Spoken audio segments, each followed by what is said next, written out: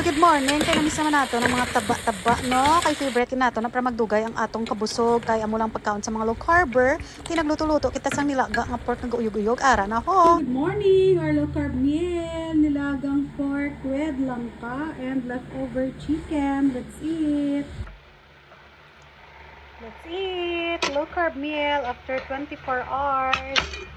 Nilagang pork nga grabe kahumok. Uyog-uyog. Grabe ka namit. Leftover manok. Siyempre ang atong fresh from the farm nga langka. Kung maghigop ka sang mainit na sabaw. Ay, sarap. Fresh na fresh ang sabaw. Bye! Thanks for watching!